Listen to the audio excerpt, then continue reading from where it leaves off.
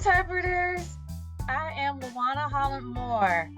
I'm the Director of Fellowships and Interpretive Strategies for the African American Cultural Heritage Action Fund at the National Trust for Historic Preservation. The Action Fund is the largest preservation effort ever undertaken on behalf of African American historic sites of activism and achievement.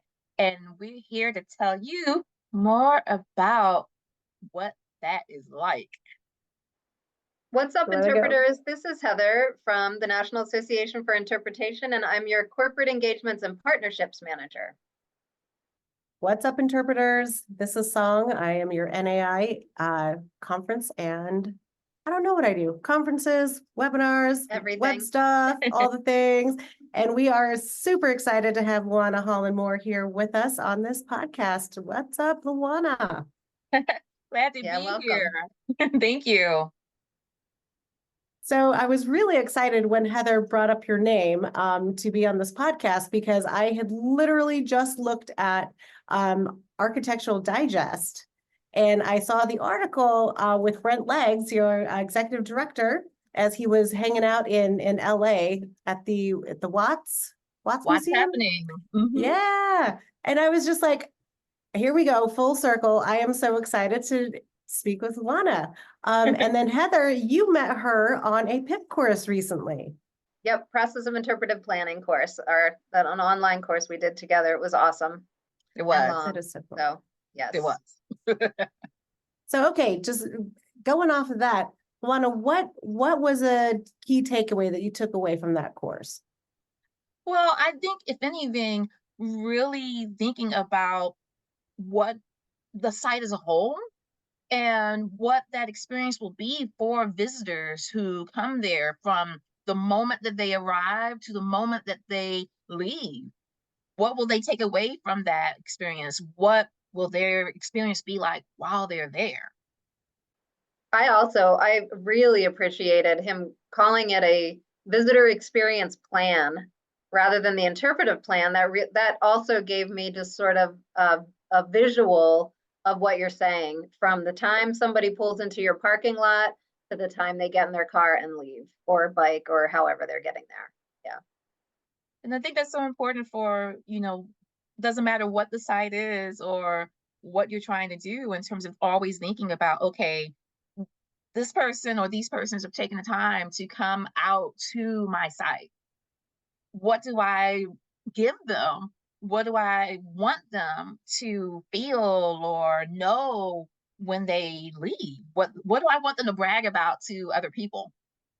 And where are they coming from, right? Like what is maybe their day like? Are they coming from out of town? Are they in town? Is it a school group? Is looking at the demographic information to me was also super interesting. That trying was to figure out. Yeah. So Lawana, you work for do you work for the National Trust of Historic Preservation? Is that kind of the umbrella? Yes, we're a program. The Action Fund is a program of the National Trust. So we are part of the National Trust. a huge program, right? Like $25 million. Oh, we're $95 million. Oh, excuse me. I read the wrong information. We're a $95 million granting fund now. We were created in 2017 in response to the events in Charlottesville, Virginia. And since then, it's just been amazing to see its growth, both in terms of the number of grantees. We now, with our most recent Preserving Black Churches cycle, we have, I believe, over 270 grantees now. And we're talking a range of sites, rural sites, urban sites, very well-known places by very well-known people, such as Nina Simone's childhood home in North Carolina, John and Alice Coltrane's home in Dix Hills, New York. But we also have places such as small Rosenwald schools, Washington Rosenwald schools in rural counties. Places you just wouldn't even think. It's just, I love seeing what comes in every year. So you give the grants. How are you funded?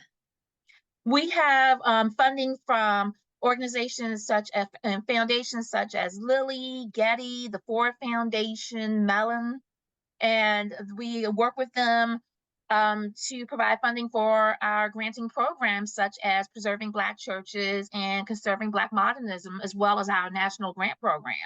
Wow, that's amazing. Yeah. That is so cool. So the kind of the slogan for the African American Cultural Heritage Fund is tell the full American story. Yes. So what are the challenges? I mean, there's obviously obvious challenges, but because you have such a wide, diverse, well, it's big and diverse as far as, who's involved, right? You said like a park or a church or a big museum or a really big institution. What are some of the challenges that you have in really getting that interpretive message across to some of the visitors?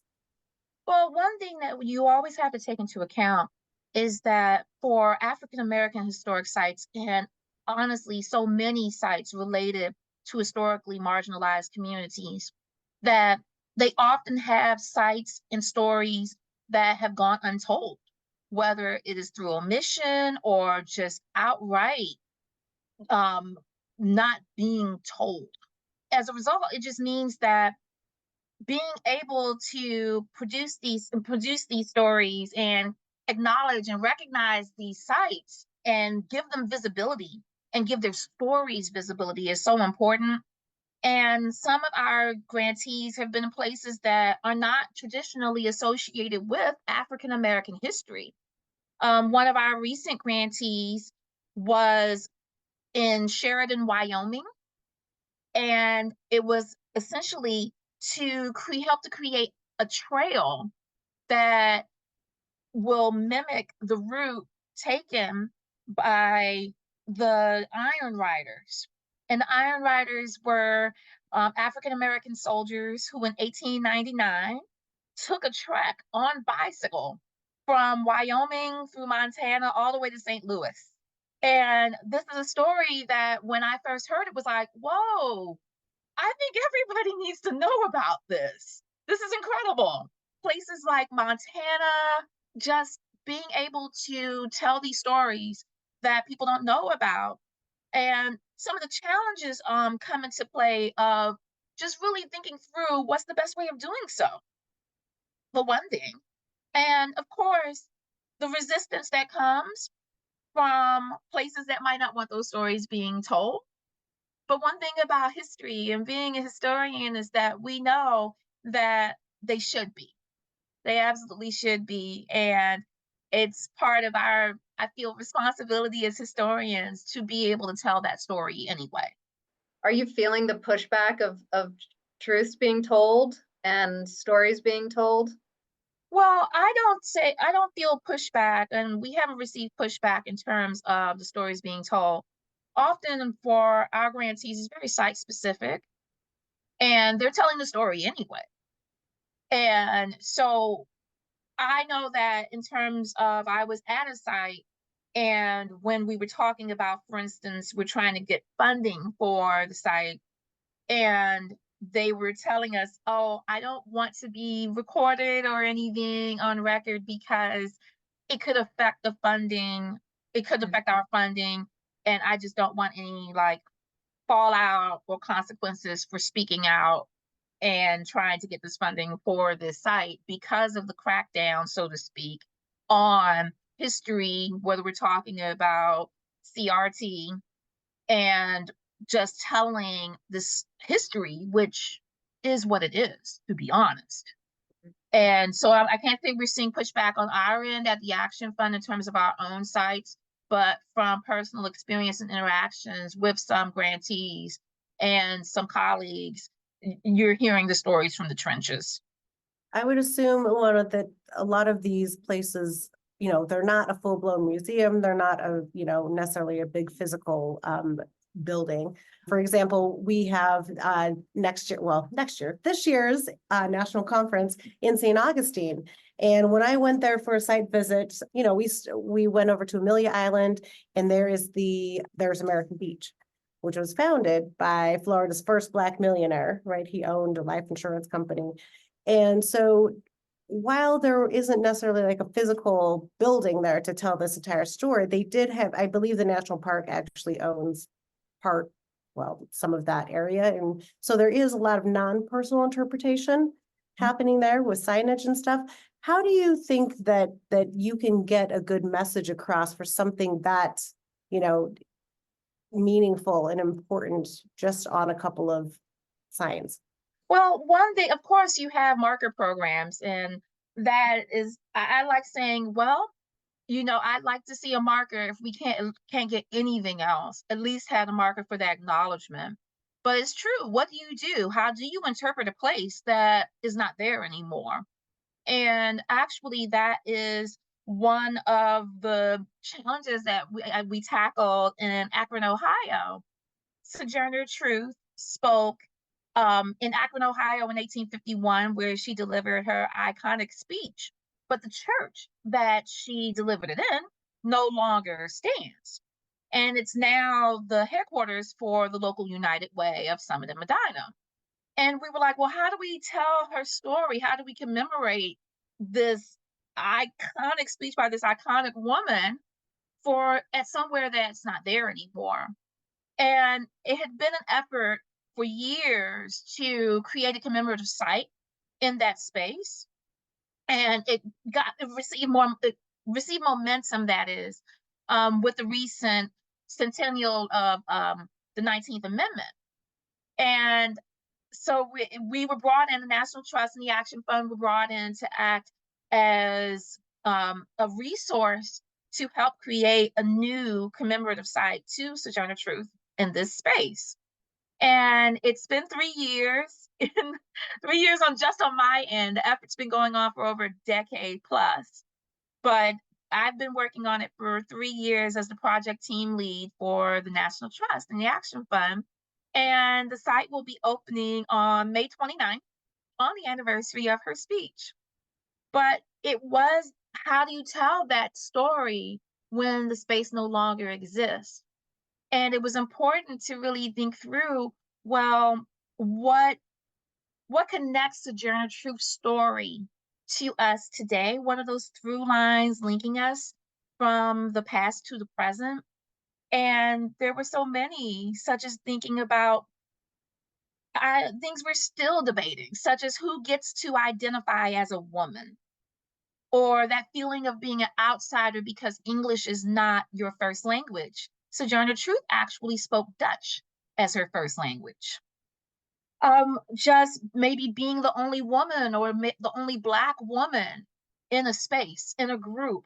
These are issues we still think about, issues we still talk about, even things like controlling your image. We love doing social media today. And Sojourner Truth took her images, her carte de visite of herself everywhere she went. And as well as her own narrative, she wanted to control her story, her image. You know, that's interesting because I was reading a little bit about you, Lawana, before this interview, and you say historic preservation is about so much more than just old buildings. It's about history, heritage, Yes. and community, and how we all have a part to contribute. And I imagine with something like that, with the Sojourner Truth journey that you've been on, that you have to include that whole community as part of that project and the interpretation in it. It was very important. We engaged the community from the very beginning. Mm-hmm. We held meetings. We asked them, well, what do you want from this space?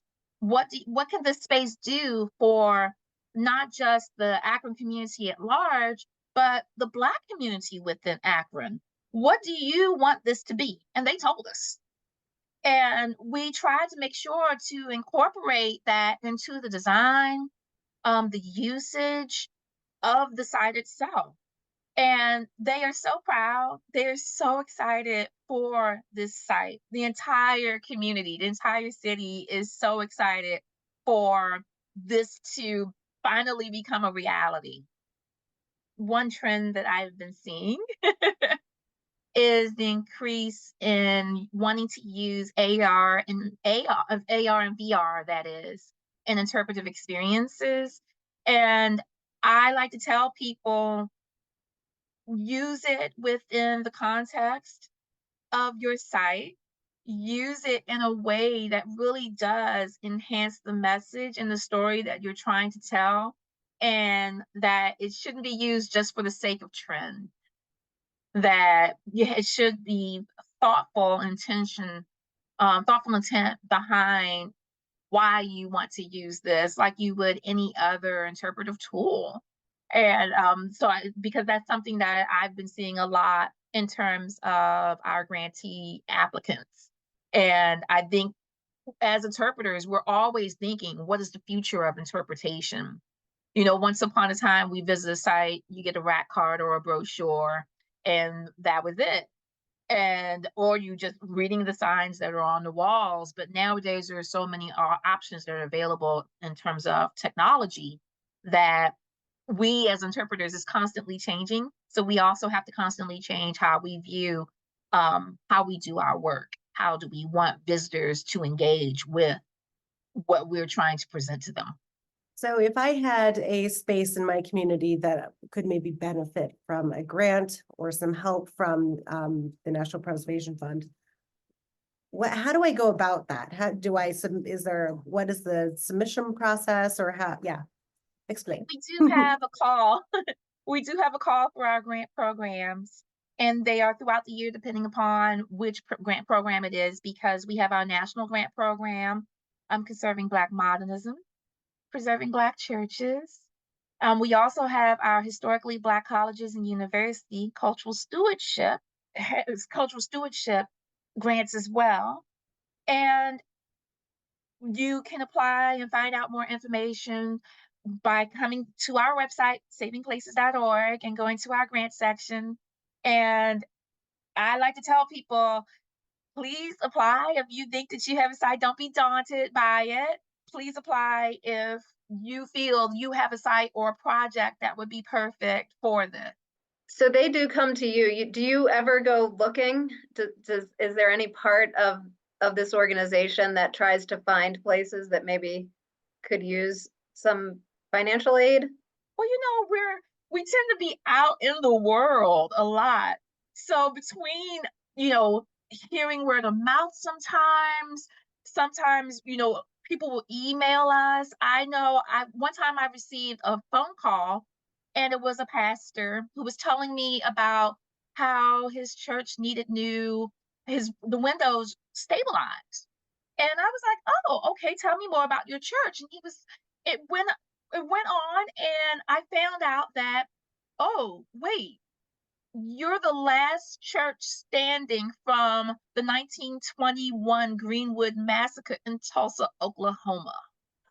And that those windows that he wanted stabilized had the names of the survivors who helped to rebuild the church inscribed upon them. And these are the type of stories that come through to us and are just amazing, just on a regular basis. I look forward to seeing what projects come in through our submissions process, what are people telling us about, because one thing about being with the Action Fund National Trust is that it gives us a national view on what people are doing project-wise across the nation. I can tell that you love your job. I do. How did you get interested in history? Oh, my goodness. Yeah, for so many of us, right? For a long time, it was boring. I mean, that's not true, but it's not always in school, at least when I was growing up, presented as an exciting thing to learn. So how did you get involved and interested and passionate about history? I have always loved history since I was little. I was one of those kids. And my great aunt Jeanette was our family historian, and I used to go with her riding around the rural countryside of Louisa County, Virginia, as she interviewed elders and got their stories and was doing family history. And she even took me to the Library of Virginia to do research. And I'll never forget, she wrote down an ancestor's name on a piece of paper, loaded up a microfiche, handed me the piece of paper and said, find them. And I couldn't have been any more than 7 or 8 years old, but I was hooked. I loved I begged her to take me to like historic sites. And so I feel like everyone has that spark. Everyone has that person that made history something more than rote dates and events. So I had my aunt, I had my 8th grade history teacher, and I remember how the entire class for like days couldn't stop talking about gruel. And we were just like obsessed with like gruel and just like, oh my God, what does that taste like?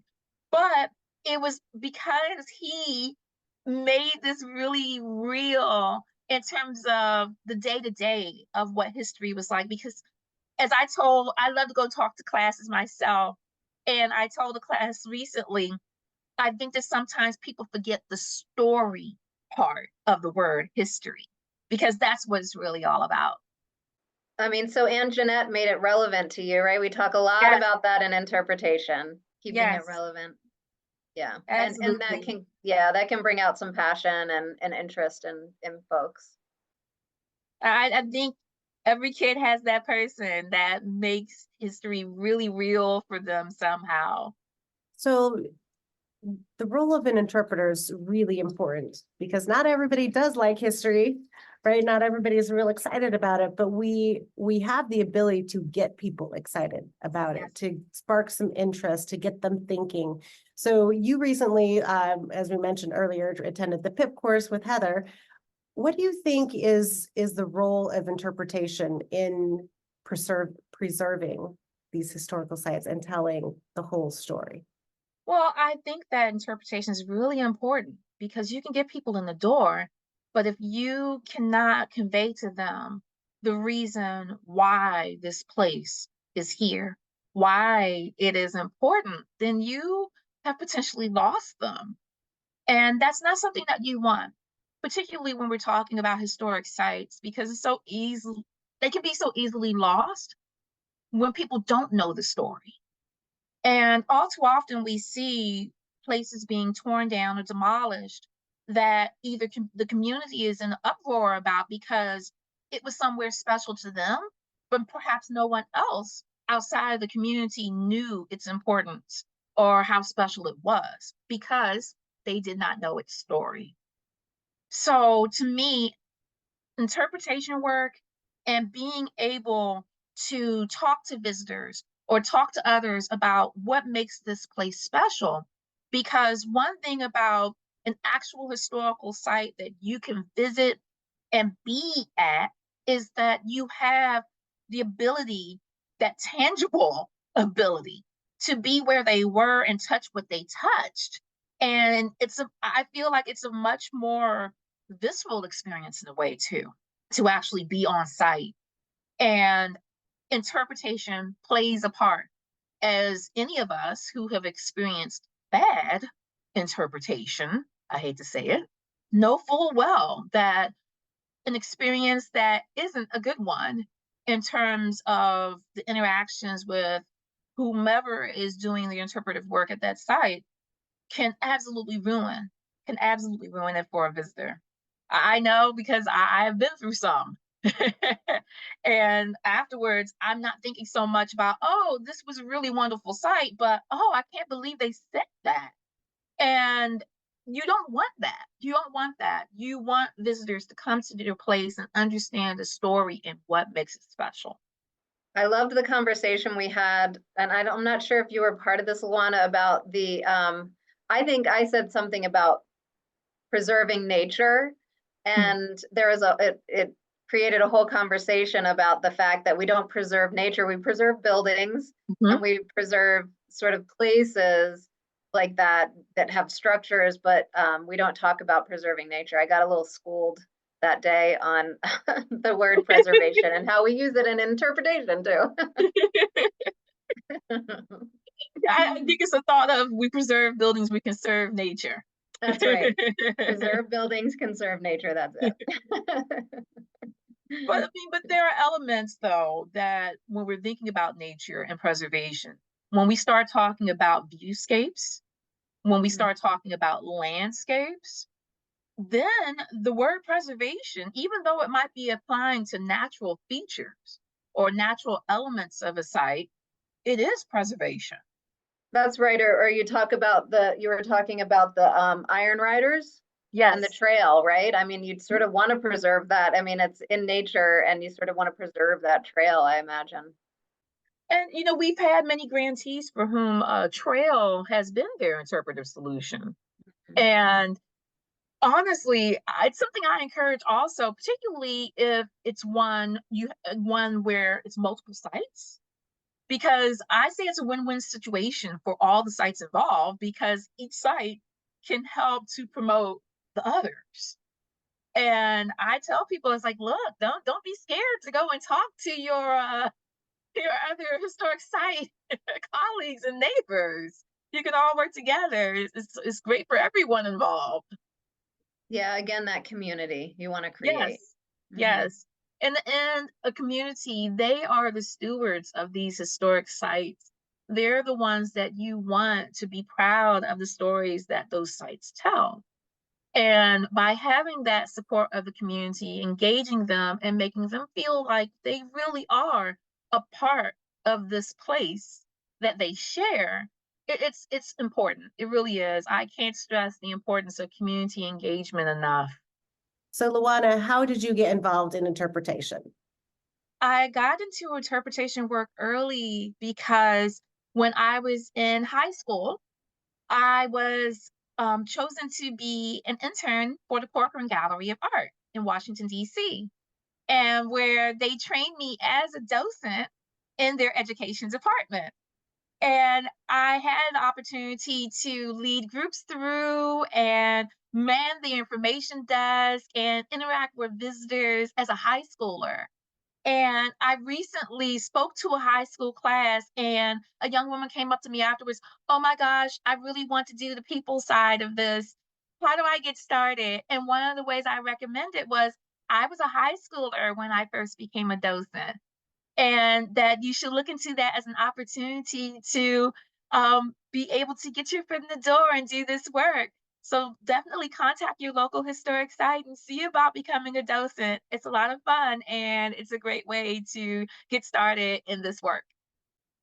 Absolutely. We're definitely looking more and more at a younger audience in interpretation. I mean, we know we're aging out as a profession. And so we've definitely focused more with, we have a young professional council now through NAI. So yeah, agreed. Starting earlier is possible. Absolutely. Thank you so much, Lawana. It was great to talk to you more, to get to know you more. The PIP course was, we didn't really have a chance to sort of chat. So this for me is awesome. Appreciate you being here. Like I said, I think Heather and I could sit here and talk to you all day, but Yes. we do have to wrap it up. So again, just thank you for your time, for your insights, and thank you for, jumping on the PIP course. Thank you for having me. And interpreters, that's what's up.